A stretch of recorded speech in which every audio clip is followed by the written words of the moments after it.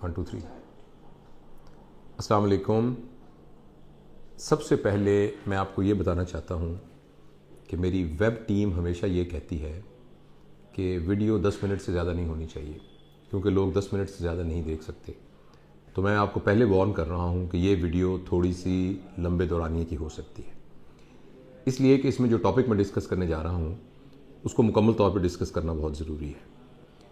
और मैं पहले ही आपको वो टॉपिक बता रहा हूँ, क्योंकि अगर फ़र्ज़ करें आपका इस टॉपिक से कोई इंटरेस्ट नहीं है तो आप यहीं बंद करके और फिर अपने वक्त को ना आप किसी और बेहतर तरीके से वक्त को इस्तेमाल कीजिए। इस वीडियो का टॉपिक है मियाँ बीवी के दरमियान का ताल्लुक़ और इस ताल्लुक़ की वजह से पैदा होने वाली पेचीदगियाँ और उस सिलसिले में सारी बात का जायज़ा। तो वो लोग जिनकी शादी हुई है, ज़ाहिर है वो तो इंटरेस्टेड होंगे इस बात को, इस वीडियो को देखने के लिए। लेकिन मेरे ख्याल में इसके ऑडियंस और व्यूअर्स वो भी होने चाहिए कि जिनकी शादियां होने वाली हैं। मेरा बहुत दिल करता है कि मैं कॉलेजेस और यूनिवर्सिटीज़ के अंदर जो हमारे हमारे यंग जनरेशन के लोग हैं, बच्चियां और बच्चे जिनकी शादियां होने वाली हैं, उनके साथ मैं इस मौजू को टच कर सकूं।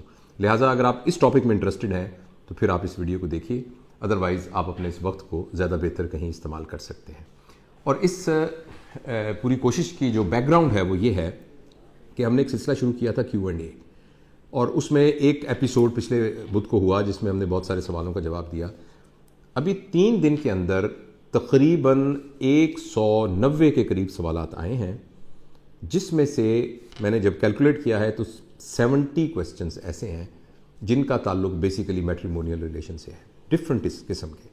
अच्छा, अब हर शख्स का एक प्रॉब्लम, एक ज़ाती नौयत का प्रॉब्लम है जिसके अंदर एक डिफरेंट सर्कमस्टांसेस है जिसको एक अलग तरीके से एड्रेस करने की ज़रूरत है। कुछ लोगों के प्रॉब्लम ऐसे हैं कि जिनके लिए मेरा ख्याल है कि वीडियो देखना, एक किताब पढ़ना काफ़ी नहीं है, तो उन्हें एक फैमिली काउंसलर की ज़रूरत है और एक प्रोफेशनल हेल्प की ज़रूरत है। अच्छा, मैं आपको उन मसाइल की एक लिस्ट बता देता हूँ कि किस किस्म के मसाइल हैं। एक जनरल थीम ये है कि भाई मेरी शादी ठीक नहीं हुई, समहाउ मेरा स्पाउस जो है ना वो उसके इंतखाब में मुझसे गलती हुई है। कुछ लोगों ने तो डायरेक्टली ये कहा और कुछ लोगों ने इनडायरेक्टली कन्वे करने की कोशिश की कि भाई जितना मैं हूं ना ज़बरदस्त, वैसे मेरा स्पाउस नहीं है, या जितना मैं अकोमोडेटिव हूं, जितना मैं फ्रेंडली हूं, या जितनी मैं फ्रेंडली हूं, या जितनी मैं अच्छी हूं, दूसरा मेरे साथ कोप नहीं कर रहा। एक तो कैटेगरी ऑफ क्वेश्चंस जो हैं वो इसके गिर्द रिवॉल्व करते हैं। दूसरा ये है कि समहाउ हमारे रिलेशंस के दरमियान एक खिंचाव डेवलप हो गया है। अब मेरा हस्बैंड या मेरी वाइफ वो मुझे तवज्जो नहीं देती, उसके इंटरेस्ट मुझसे मुख्तलिफ हो गए हैं। कुछ लोगों ने ये भी कहा कि जैसे ख़ास तौर पे ख़वातीन ने, कि हमें बाद में पता लगा कि ये तो एडिक्ट हैं, बाद में पता लगा कि ये तो कुछ और सरगर्मियों में मुब्तला है। तो ये बहुत सारे सवाल जिन ख़वातीन हमारी बेटियों और बहनों ने किए, उनमें से अक्सरियत पाकिस्तान के बाहर रहती थी और उनका ये ख्याल था कि जब हमारी शादी हुई, जब वहाँ गए तो हमें ये पता लगा कि ये तो वो बंदा नहीं है जो हमें कर रहा था, और अब मेरे 2 बच्चे हो गए हैं, अब मैं क्या करूँ। तो इस तरह।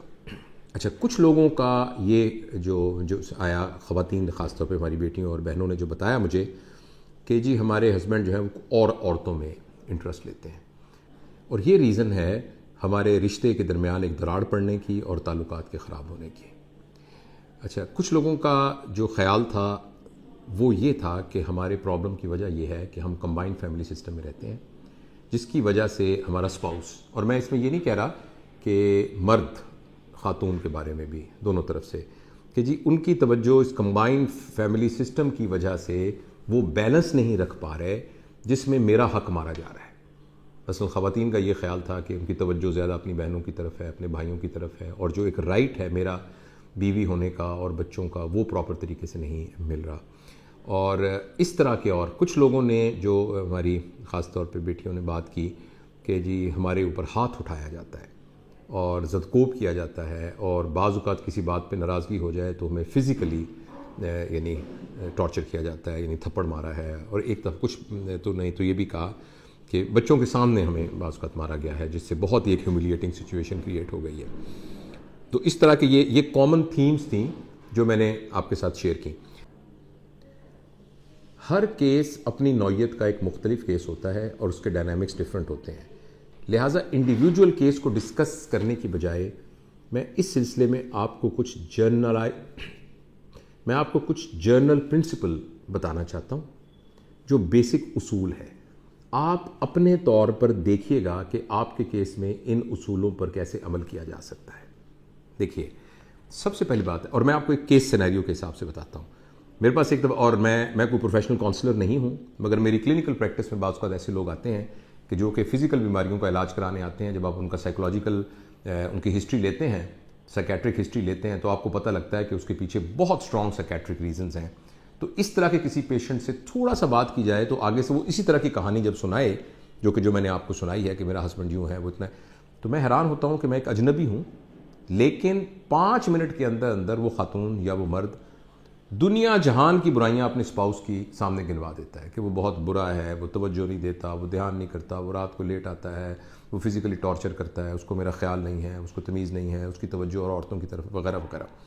तो जनरली मैं इस बात को उनसे करते वक्त पहला सवाल ये पूछता हूँ, अगर ये शख्स इतना बुरा है तो आपके साथ क्यों रह रहे हैं?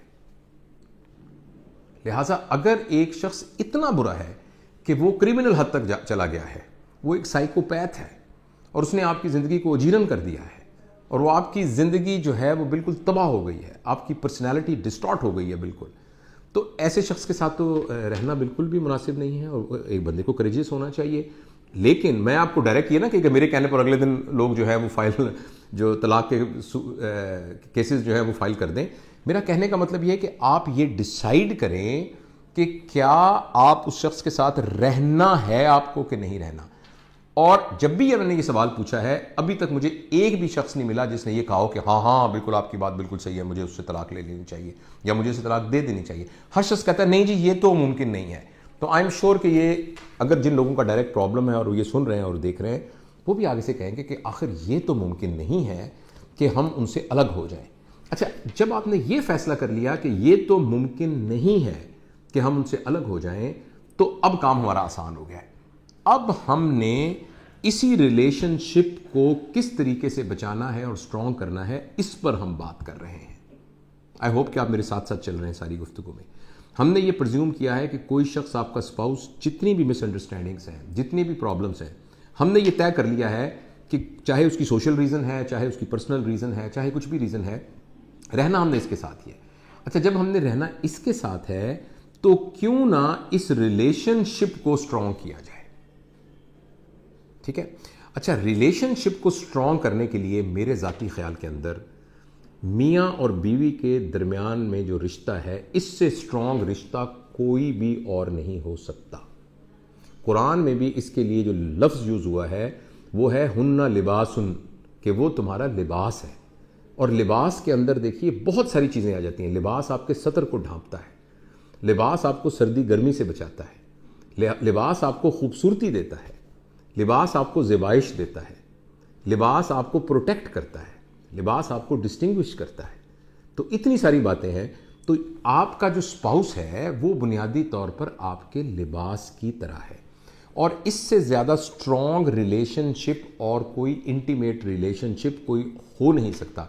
है तो ये लतीफ़े की बात, लेकिन ये हमें कुछ यानी ये कहा जाता है कि बहुत तकरीबन सारे रिश्ते सौतेले हो सकते हैं। सौतेली माँ, सौतेला भाई, सौतेली बहन, लेकिन सौतेली बीवी या सौतेला हस्बैंड नहीं हो सकता। वो सगे ही होते हैं हमेशा।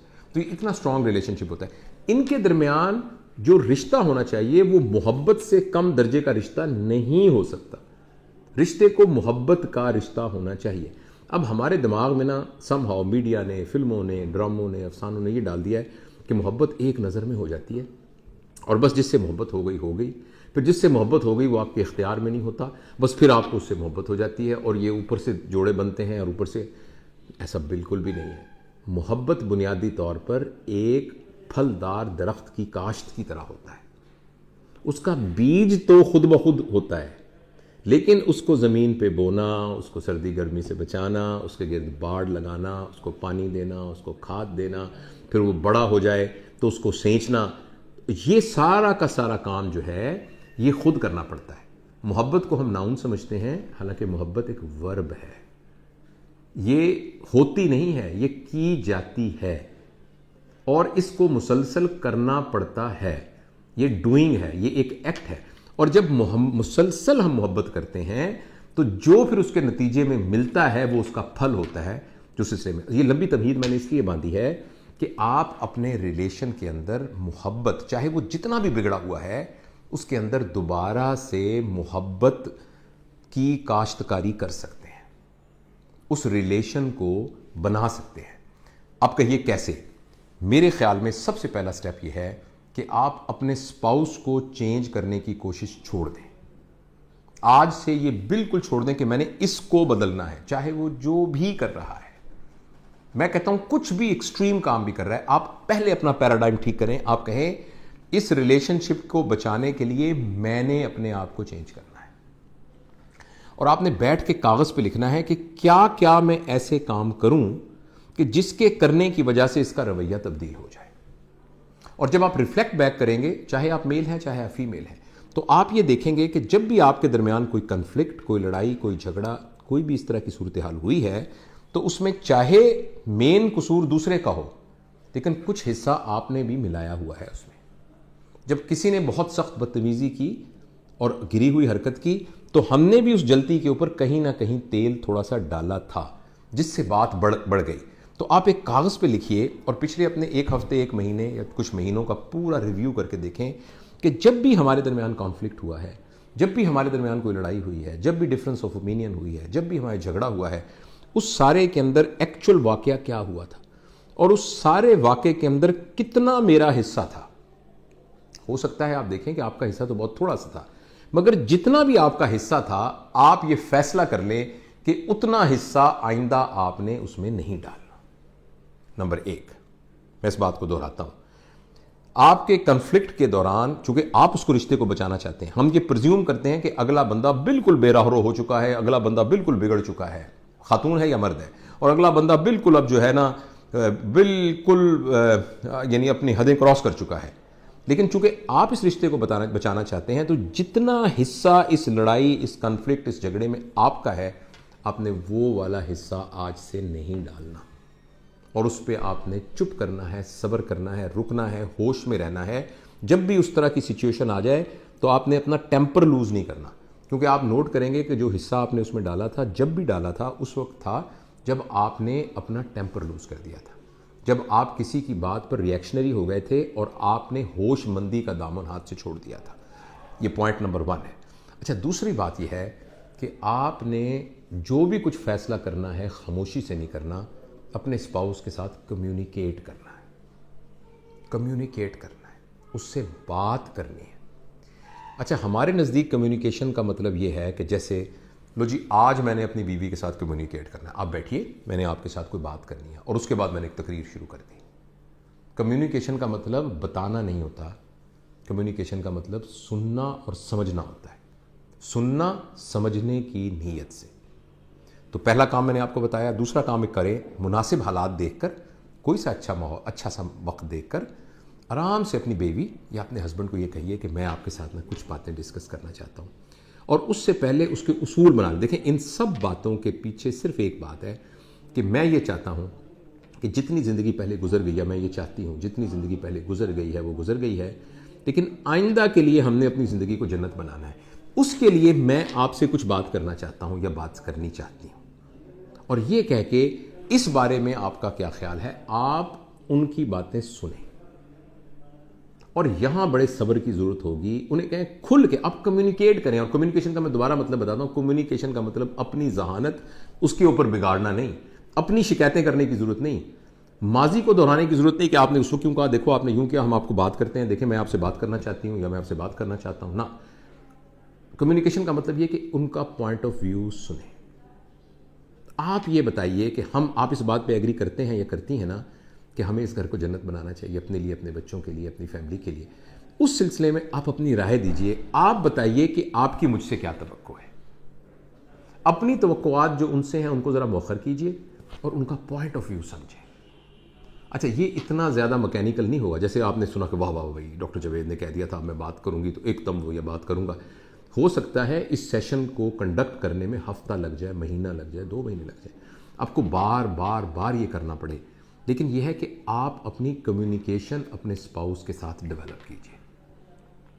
और कम्युनिकेशन का मतलब यह है कि इस लेवल पर ले आइए कि जिस लेवल के ऊपर दूसरा बंदा जरा सी भी झिझक महसूस ना करे अपने दिल की बात बताने को, और इस खौफ से बिल्कुल मुबर्रा होकर कि आप माइंड करेंगे, इस लेवल पर आ जाए कि वो वाकई अपनी सारी बातें आपसे सच सच बयान करना शुरू कर दे। और ये मुमकिन है अगर आप यकीन दिलवाएं।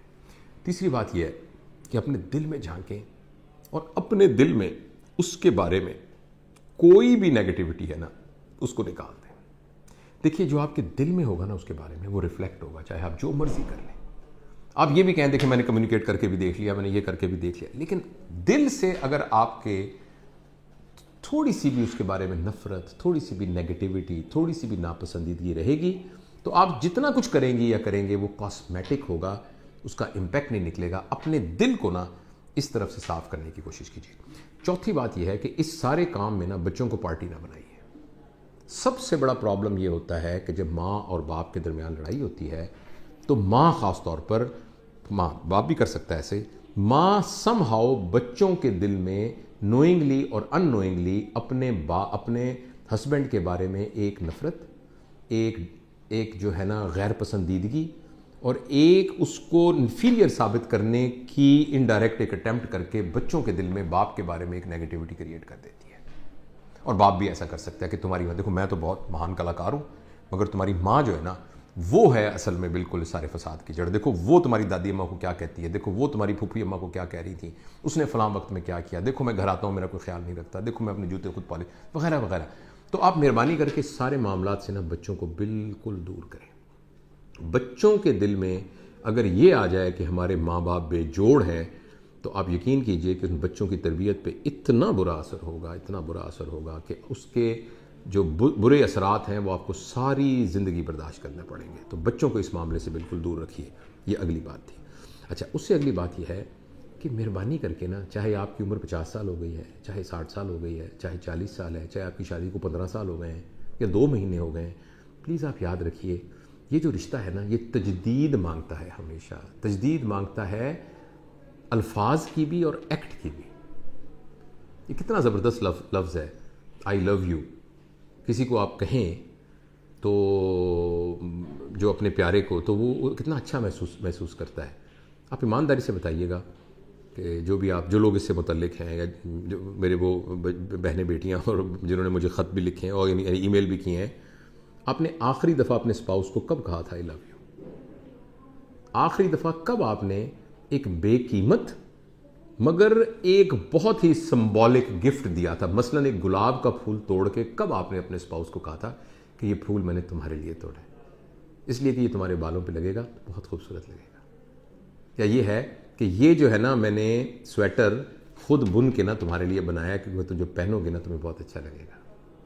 और किस वक्त हमें कभी लास्ट टाइम हमने कब अपने स्पाउस के कंधे पे हाथ रख के उसे कहा था कि मैं ये सोचता हूँ या सोचती हूँ कि कितना अच्छा हुआ कि तुम मेरी ज़िंदगी में आ गए, क्योंकि अगर तुम मेरी ज़िंदगी में ना होते तो मेरी ज़िंदगी में बहुत कमी रह जाती। तो ये इस तरह की बहुत सी और बातें जो कि बज़ाहिर देखने में बिल्कुल एक बेकीमत सी लगती हैं, मगर ये रिश्तों के लिए को बनाने के लिए बहुत ही ज़रूरी फ्यूल का काम करती हैं। और ये तो है ना अल्फाज, बाकी एक्ट। आपके स्पाउस को पता लगे आप उसकी केयर करते हैं। और ये सारी जिम्मेदारी सिर्फ लड़कियों की नहीं है कि भाई लड़कियों को हम कहा जाए कि आपके एक्ट से पता लगे कि भाई आपके हस्बैंड की आप केयर, आपने उनको नाश्ता बना दिया, आपने कपड़े इस्त्री कर दिए। ये जिम्मेदारी हस्बैंड की भी है, उसके एक्ट से भी उसको पता लगना चाहिए कि आप अपनी बीवी की केयर कर रहे हैं, आप उसका ख्याल रख रहे हैं। आपको पता है कि इस वक्त उसकी सेहत ठीक नहीं है, तो आपने अचानक पता लगा कि चाहे आपने बना दी, आपने पता लगा कि आपने आज जाके अपनी बुनियान आपने खुद धो ली कि कोई बात नहीं, वो बेगम जो है उसकी तबीयत ठीक नहीं थी। तो अपने एक्ट के ज़रिए से अपनी मोहब्बत का इजहार करना ये बहुत ज़रूरी है। ये सारे काम अगर हम करेंगे ना, और दूसरा ये है कि प्लीज़ हमें ना पेशेंस और टॉलरेंस का मुजाहरा भी करना चाहिए। एक लतीफ़ा है बड़ा पुराना सा, और आपको शायद हंसी भी आए और शायद रोना भी आए इस पर, कि अक्सर लोग जिनको हम मिलते हैं ना, तो उनका अपनी बीवी और अपने हस्बैंड्स के बारे में वही ख्याल होता है जो उनका मोबाइल फ़ोन के बारे में ख्याल होता है। कि अगर हम, पुराना लतीफ़ा है कि अगर हम थोड़ा सा और इंतज़ार कर लेते तो शायद हमें अच्छा मॉडल मिल जाता।